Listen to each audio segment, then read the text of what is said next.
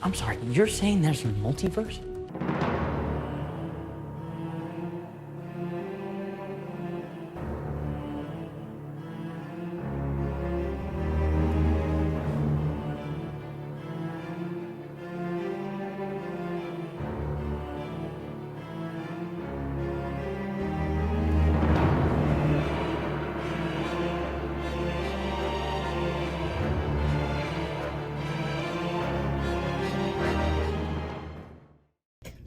Hey, what's up, everyone? This is James Hernandez, and welcome to the James Hernandez Multiverse.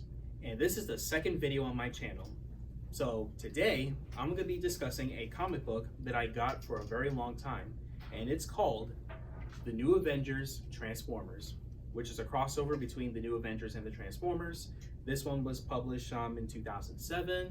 That came out in the same year that Spider-Man 3 and the first Transformers movie came out.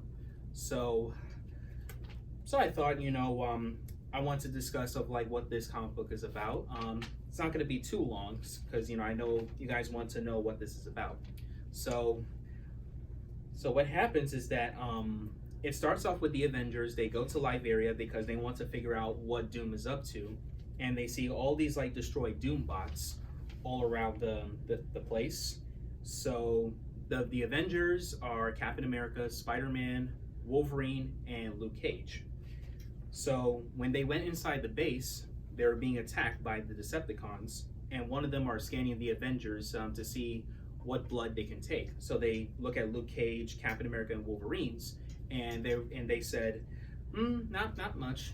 But when they look at Spider-Man, however, they were like, oh, this is perfect. So the Decepticons decided to electrocute Spider-Man, and they kidnapped him to take his blood.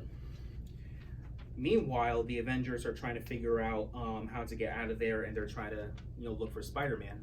And then the Autobots are watching the situation, and they had to figure out what's going on with the heroes, why they're arguing about who takes the blame for Spider-Man's disappearance. So the Autobots arrive, and what happens is that Optimus Prime told the heroes to leave. And before I get into what happens next, the Autobots lineup are Optimus Prime, Bumblebee, Jazz, Prowl, and Ratchet. So when Optimus Prime told the Autobots to leave, Captain America orders the Avengers to kill them, basically. And then Optimus Prime said something to the Autobots before they attacked the Avengers. He said, "No killing unless absolutely necessary." You see in the shot, you see Captain America told the Avengers to take them down, and then Optimus Prime told the Autobots not to kill them until Prime was like, until otherwise. So, technically, it's a crossover cliche of heroes fighting each other because of a misunderstanding. And then they stop fighting until Dr. Doom shows up, and he tells them about the psychoprism that the Decepticons are hiding. So the Avengers and the Autobots decide to team up, fight the Decepticons, and rescue Spider-Man. And Iron Man arrived in this Transformer-sized armor, which you can see right here. You see how he's flying? And then meanwhile, in the base, Megatron, who is a leader of the Decepticons, he is scanning the other Decepticons from Spider-Man's blood so they become more powerful. And then the Autobots and the Avengers are trying to break and enter the base to rescue him, and Decepticon shows up for action, and the Avengers and the Autobots are leave for action. And what also happens is that the war is going on outside, and then Ratchet, Prowl, and Luke Cage decided to go inside the base to find Spider-Man.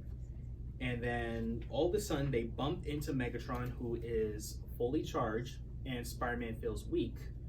And then Megatron does this attack, pretty similar to Iron Man's, which I think is pretty weird that Megatron does that. I'm not sure if he does that in the cartoon or any other Transformers universes, because I don't really watch a lot of Transformers, with the exception of the 80s and Transformers Prime. But then Spider-Man decided that being locked up is enough, so he decided to rescue himself. He breaks out, and then two Autobots, Prowl and Ratchet, are knocked out, and then Ratchet awakes. He tells Spider-Man that they had to help him destroy the Psycho Priest, and while they rescue him at the same time. And then while outside, you see Megatron holding Luke Cage, and then you see a giant-sized Iron Man. Then you see Optimus Prime. They're all about to fight him, and then Iron Man decided, "I'll handle this. I'll handle him, guys. He's mine." And then they have like a fight, but then like unfortunately for Iron Man, Megatron punched Iron Man in the chest, telling him that it makes him weak. And then his armor, his power levels go up to 183% warning, emergency shutdown. And then Megatron destroyed the head, so he blasts the giant Iron Man armor's head. But then, like, Iron Man, of course, is alive, so he survived. So the Avengers decided that they had to get charged up, as well as the Autobots got to charge up as well to defeat Megatron, while all the Decepticons are down, and Megatron's the only Decepticon that is alive, and he is fighting all the heroes and the Autobots by himself. And then Doctor Doom somehow told the Avengers and the Autobots to destroy the Psycho Priest, which they did. They escaped, except for Doctor Doom, because he got crushed. And then Spider-Man and Luke Cage brought Megatron down, as you can see in this picture right here, which is pretty similar to the Spider-Man Transformers crossover that we got like in Marvel Comics.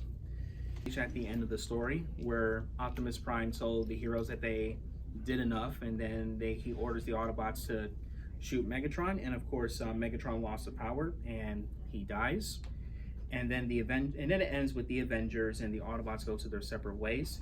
When the Avengers get inside the Quinjet, they have like a silly feeling that Ramjet might took the form of the Avengers Quinjet, and that's basically the end of the story.